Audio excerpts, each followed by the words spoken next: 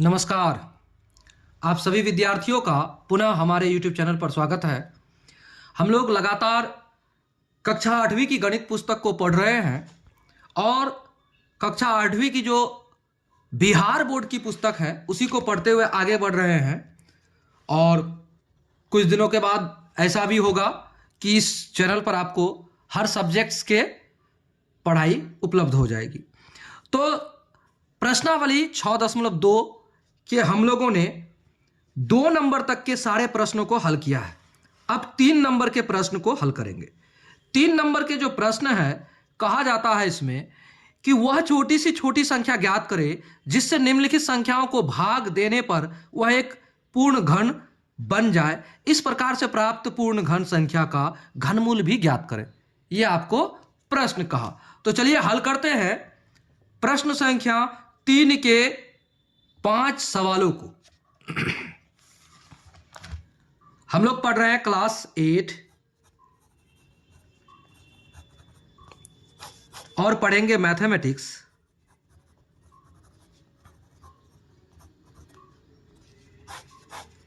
और एक्सरसाइज है 6.2। यहां तक क्लियर? चलिए प्रश्न संख्या 3, क्वेश्चन नंबर 3 के 1 नंबर दिया है हमें 256। तो 256 को हल करना है। हमें ज्ञात करना है कि कौन सी संख्या से भाग दे, कि छोटी सी छोटी संख्या से कौन सी से भाग दे कि ये एक पूर्ण घन बन जाए, और पूर्ण घन बनने के बाद उस पूर्ण घन का फिर घनमूल भी ज्ञात करना है। तो चलिए हल करते हैं। और यह सब प्रक्रिया होगा अभाज्य गुणनखंड विधि द्वारा। तो लिखते हैं 256 के अभाज्य गुणनखंड। 256 के अभाज्य गुणनखंड भाग दीजिए 2 से। 2 एकम 2, 2 दूना 4, बचा 1, 2 8 16, फिर 2 से, 2 6 का 12, 2 दूना 4, 2 चौक 8, फिर 2 से, तो 64 का 32, फिर 2 से 16, फिर 2 से 8, फिर 2 से 4, फिर 2 से 2, फिर 2 से 1। इतना तो क्लियर हो गया। उम्मीद करते हैं आप लोग गुणनखंड भी समझ रहे होंगे। ठीक है, तो शुरू से अगर आप हमारे चैनल पर देख रहे हैं तो इतना स्पीड में बनाएंगे तो आपको समझ में आएगा ही, या फिर आप ऐसे जानिए 2 से भाग लगाते गए और अंत में 1 आया और हमारा अभाज्य गुणनखंड हो गया। तो इसमें क्या है आप जरा देखेंगे। 256 बराबर 2 गुणा 2 गुणा 2 गुणा 2 गुणा 2 गुणा 2, कितना बार है? 1 2 3 4 5 6 7 8, 1 2 3 4 5 6 7 8। तो देखिए, जब भी घनमूल की बात आए या घन की बात आए तो उसे हम लोग क्या करते हैं? 3 3 के समूह में ऐसे करते हैं।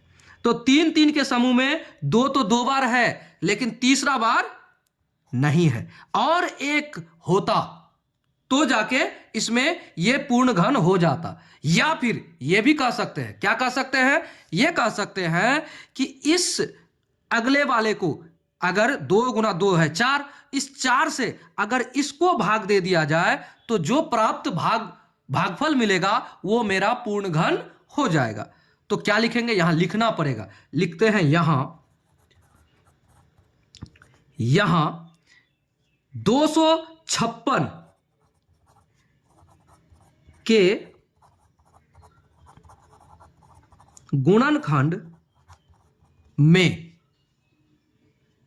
2 गुणे 2, 2 गुणे 2, 2 गुणे 2 क्या है? 3 3 के समूह में नहीं है। 3 3 के समूह में नहीं है। इतना क्लियर हो गया। जब यह 3 3 के समूह में नहीं है तो क्या कर सकते हैं? अतः उक्त संख्या क्या है, ये 256 को अगर हम इससे ही भाग दे, यानी 2 गुना 2 बराबर 4 से भाग दे, लिखते हैं अतः उक्त संख्या यानी 256 को 2 गुना 2 बराबर 4 से भाग देने पर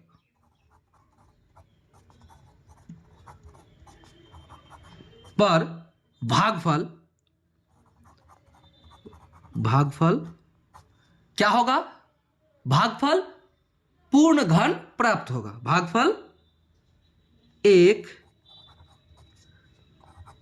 पूर्ण घन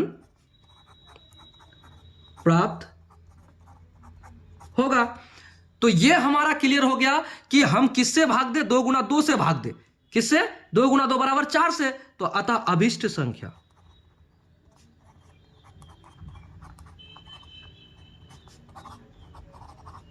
बराबर 4। जिससे भाग देने के लिए कह रहा है, कौन सी संख्या से भाग देना निम्नतम, तो 4 से देना होगा, इसलिए वो हमारा अभिष्ट संख्या हो जाएगा।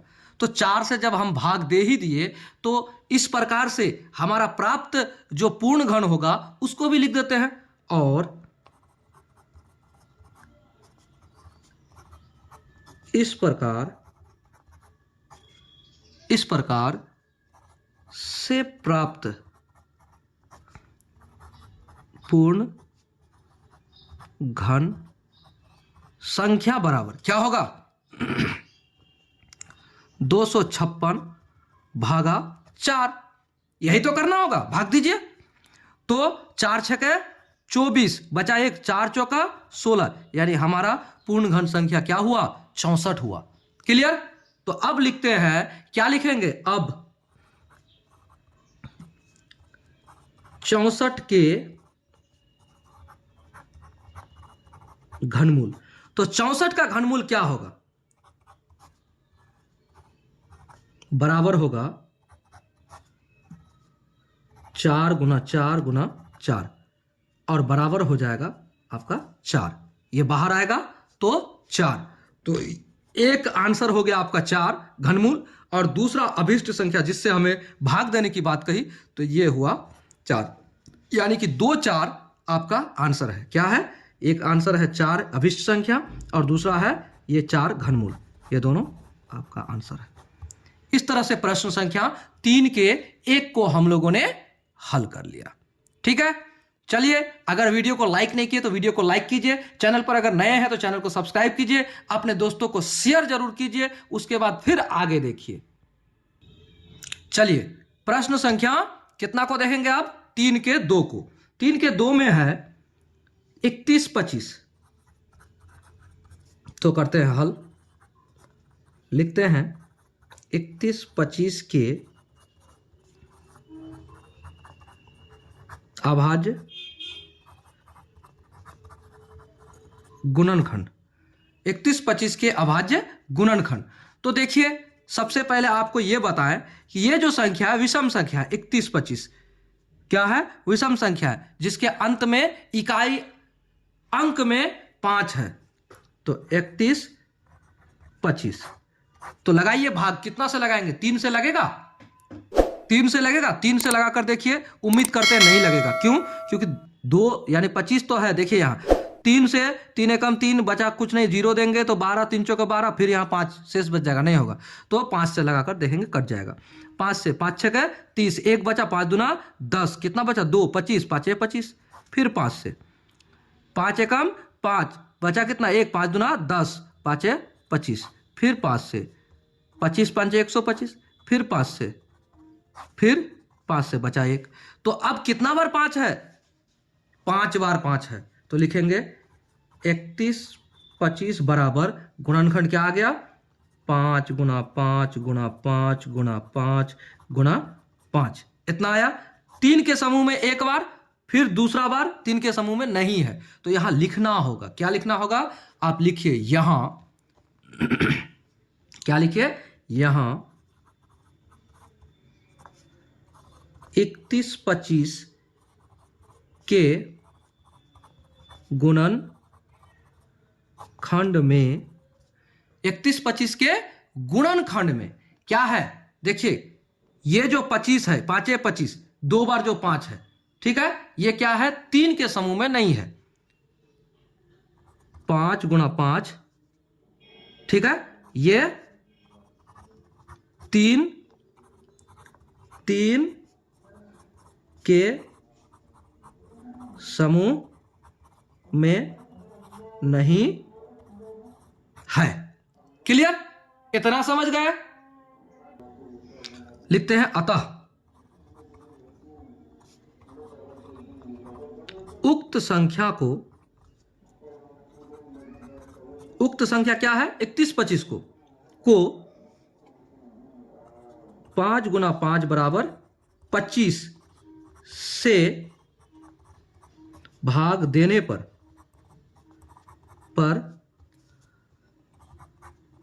प्राप्त भागफल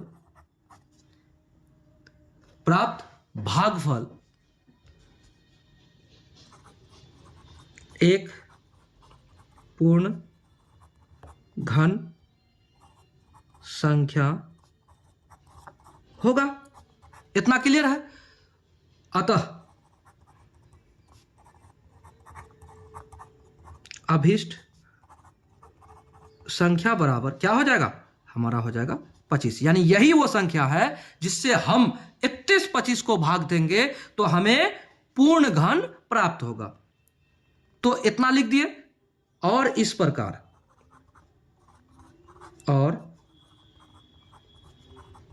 प्रकार से प्राप्त पूर्ण घन बराबर क्या हो जाएगा, 31 25 भागा 25। तो 31 25 भागा 25 करेंगे तो क्या आएगा, भागफल, वही हमारा पूर्ण घन होगा। तो 25 एकम 25, 25 एकम 25, बचा कितना 6, तो 625, 25 25 अंक 625, तो 25, यानी कि आपका भागफल कितना आ गया, 125 आ गया। यही है आपका पूर्ण घन। तो 125 पूर्ण घन किसका है, इसका घनमूल ज्ञात करेंगे आप। अब लिखते हैं अब 125 के घनमूल। तो क्या करेंगे, 125 के घनमूल में 125 का घनमूल बराबर 125 को 5 गुना 5 गुना 5, 3 बार में लिख सकते हैं। 25 5 5 25, 25 5 125, तो बराबर 3 बार जब यहां आ जाता है कोई अंक या संख्या, उसका घन से बाहर करेंगे तो एक बार होगा, यानी 5। तो ये आपका एक आंसर हुआ और दूसरा आंसर एक यहां है 25। तो आपका कितना आंसर हुआ, एक हुआ 25 और दूसरा हुआ 5, ये दोनों आपका आंसर है। इस तरह से प्रश्न संख्या 3 के दूसरा प्रश्न को भी हम लोगों ने हल कर लिया। चलिए, वीडियो को लाइक नहीं किया तो वीडियो को लाइक कीजिए, चैनल को सब्सक्राइब नहीं किया तो सब्सक्राइब कीजिए, दोस्तों को शेयर कीजिए, क्योंकि बांटने से विद्या घटती नहीं। क्वेश्चन नंबर 3 के तीसरा सवाल, क्वेश्चन नंबर 3 के तीसरा सवाल 80 19। तो लिखते हैं हल। किस संख्या से इसे भाग दें कि हमारा भागफल क्या हो जाए, पूर्ण घन हो जाए। जब भागफल पूर्ण घन हो जाए तो हम क्या करेंगे, उसको क्या करेंगे, हम उसका भी घनमूल ज्ञात करेंगे। तो चलिए लिखते हैं 80 19 के अभाज्य गुणनखंड बराबर क्या हो जाएगा, अभाज्य गुणनखंड 80 19। तो 80 19, देखिए 9 है, भाग लगाकर देखिए किससे भाग लगेगा। उम्मीद करते हैं आपका दिमाग खटकेगा, 3 से करके देखिए, 3 से 3 3 दूना 6 बचा 2 20, 3 छक्के 18 बचा 2, यहां हो जाएगा 2 तो 21, 3 7 21, 3 तिया 9, फिर आ गया। फिर 3 से करके देखिए, 3 3 8 24 बचा 2, 3 9 27, 3 एकम 3, फिर 1 है 3 से हो सकता है, 3 जब भी कोई भी संख्या से भाग अगर एक बार लग गया तो घनमूल जब ज्ञात करेंगे या उसके लिए अभाज्य गुणनखंड करेंगे तो उम्मीद करते हैं 3 बार तो लगना ही है लगातार, तो इसलिए लगाते रहिए। तो 3 से तो 3 दूना 6 बचा 2 तो 29, 3 नमा 27, 3 नमा 27 बचा कितना, फिर 27 29 तो 2 2 21 तो 3 7 21। अब देखिए 3 से लगेगा कि नहीं लगेगा, यहां अब संकोच वाली बात है, यहां अब संकोच वाली बात है। फिर 3 से लगाकर देखते हैं तो 3 3 नमा 27, 3 नमा 27 बचा 2, फिर यहां 3 नमा 27 लग तो गया। फिर 3 से 3 तिया 9 3 तिया 9, फिर 3 से 11 तिया 33, फिर 11 से यहां 1, तो इतना तक तो हम लोग कर लिए, इतना कर लिए। तो इसको लिखेंगे 80 19 बराबर, इसको लिखेंगे 3 बार, 3 3 6 बार और 1 11, 3 गुणा 3 गुणा 3 गुणा 3 गुणा 3 गुणा 3 गुणा 11, एक समूह दूसरा समूह ये समूह में नहीं है, तो यहां लिखेंगे, क्या लिखेंगे, यहां 11, यानी कि 80 19 के गुणनखंड में,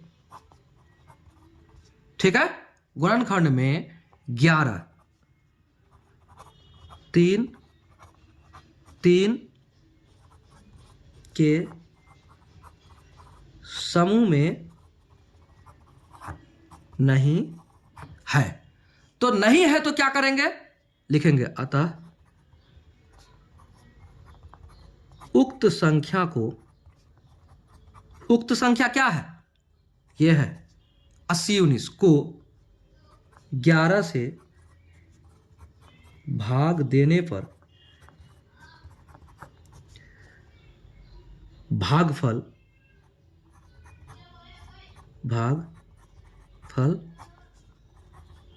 पूर्ण घन प्राप्त होगा। तो क्या होगा, अतः अभिष्ट संख्या क्या हुआ, अतः अभिष्ट संख्या बराबर 11, यानी 11 से भाग देने पर। तो क्या करेंगे, इस प्रकार से प्राप्त घन संख्या, अब लिखते हैं इस प्रकार से प्राप्त घन संख्या बराबर क्या होगा, 80 19 भागा 11। तो भाग देकर देखिए 11 यानी 11 7 77, 11 8 88, 11 7 77, भाग देकर देखिए 77 तो 3 बचा 31, तो 11 दूना 22 बचा कितना 22 और 9 22 9 31, 22 9 31 तो 99, 11 नमा 99 729, ये आपका क्या हुआ 729 प्राप्त पूर्ण घन हुआ। जब ये पूर्ण घन है तो इसका घनमूल तो ज्ञात होगा ही। अब लिखते हैं, अब 729 के घनमूल, तो 729 के घनमूल को लिख सकते हैं, क्या लिख सकते हैं, 729 किसका घनमूल है, यहां देखिए 3 गुना 3 गुना 3 गुना 3 गुना 3, यानी 3 का क्यूब गुना 3 का क्यूब, ये इसका 729 का होगा। जब इतना कर सकते हैं तो इसको लिख सकते हैं, क्या लिख सकते हैं, 3 गुना 3 बराबर 9। तो हमारा आंसर एक अभिष्ट संख्या जिससे भाग देंगे 11 और दूसरा घनमूल ये आपका 9, तो लिखेंगे 11 और कॉमा में 9, ये दोनों आपका आंसर है। इतना समझ गए, इतना समझ गए तो प्रश्न संख्या 4 को अब हल करेंगे।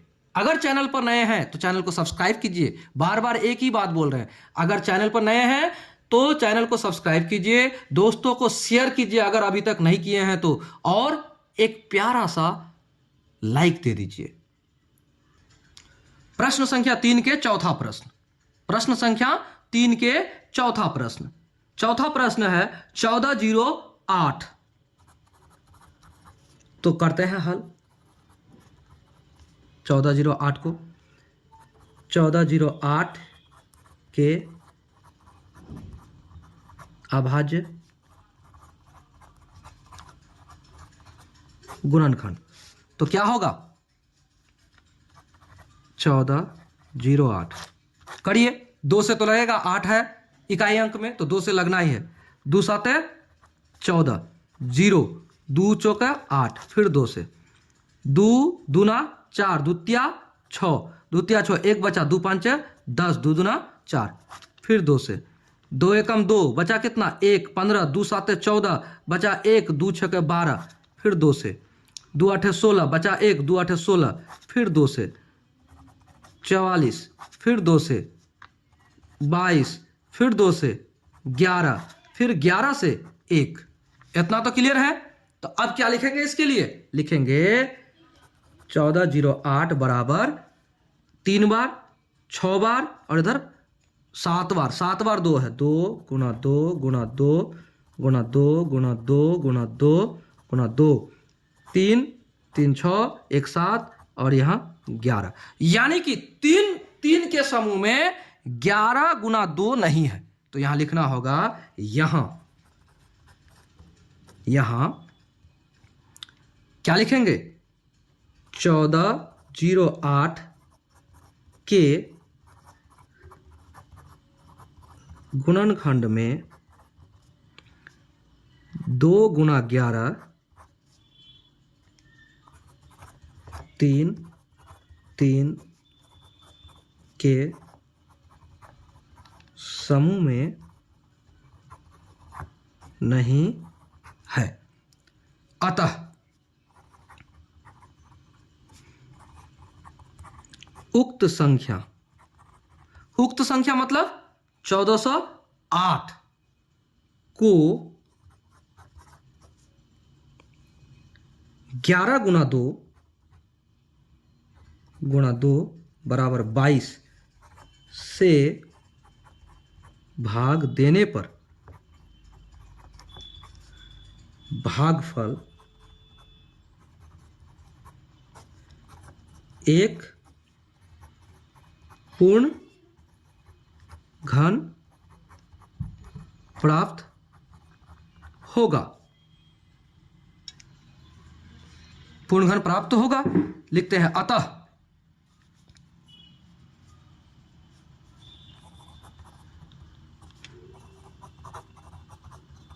अभिष्ट संख्या बराबर 22। तो हमारा ये 22 एक ऐसा संख्या है जिसे किसको भाग दें? इसी से भाग देना है 1408 को, तो हमें पूर्ण घन प्राप्त हो जाएगा। तो ये मेरा अभिष्ट संख्या हुआ। अब इसलिए क्या होगा? इस प्रकार से प्राप्त पूर्ण घन संख्या बराबर क्या होगा? 1408 भागा 22। तो अब भागा 22, तो इसको भाग देकर देखिए कितना आता है। 1408 को भाग देकर देखिए 22 से, तो क्या आएगा? देखिए, 20 5 100, 20 6 120 और 20 7 140। तो 140 है, 22 7 तो होगा नहीं, 20 6 यानी 6 और बचा 20 6 120, 120 और 2 6 12 132, बचा आपको 8। तो 20 यहां 22 8 है। अब क्या होगा? अब ऐसे देखिए, तो 22 चौके 88, 22 चौके 88 यानी 64। ये 64 हमारा क्या निकला? ये 64 निकला हमारा पूर्ण घन। तो जब 64 पूर्ण घन है तो हम अब क्या करेंगे? अब 64 के घनमूल, 64 के घनमूल तो ज्ञात कीजिए भाई। 64 के घनमूल कैसे लिखा जाता है? 4 गुना 4 गुना 4 लिखा जाता है। अगर 4 गुना 4 गुना 4 करेंगे लिखा जाएगा, या फिर क्या कर सकते हैं? 2 का स्क्वायर ऐसे करके लिख सकते हैं, या फिर इसको कैसे करके लिख सकते हैं? इसको और तोड़ सकते हैं अभाज्य गुणनखंड में। ठीक है, तो इसको अब क्या करते हैं, इसको इससे अगर ये 3 बार कोई संख्या लिखा हो इस प्रकार घनमूल में, तो उसको हम एक बार बाहर निकाल लेते हैं, क्योंकि घनमूल में 3 का समूह होता है, ठीक है, और वर्गमूल में 2 का समूह होता है, ठीक है। तो घनमूल में जब 3 का समूह है तो निकलेगा बाहर 1 4। तो कितना कितना आपका आंसर हुआ, एक हुआ 22 और दूसरा हुआ 4। तो यहां लिखिए, अतः लिख सकते हैं या फिर लिख सकते हैं डायरेक्टली 22,4, ये दोनों आपका आंसर है। तो प्रश्न संख्या 3 के चौथा प्रश्न को भी हम लोग हल कर लिए। अब हमारे पास बचा प्रश्न संख्या 3 के 5वां सवाल। प्रश्न संख्या 3 के 5वां सवाल दिया है 192। क्या दिया है, 192। तो 192 जो ये संख्या है, इसमें कितना से भाग देंगे कि हमारा भागफल पूर्ण घन होगा। तो इस तरह से हम आपको ये बताएंगे ना, ये आपके लिए होमवर्क रहा। आप इसको बनाकर क्या करेंगे, कमेंट्स में बताएंगे कि हाँ हमसे बन गया, ठीक है। वीडियो को लाइक कीजिए, चैनल को सब्सक्राइब कीजिए, दोस्तों को शेयर जरूर कीजिए।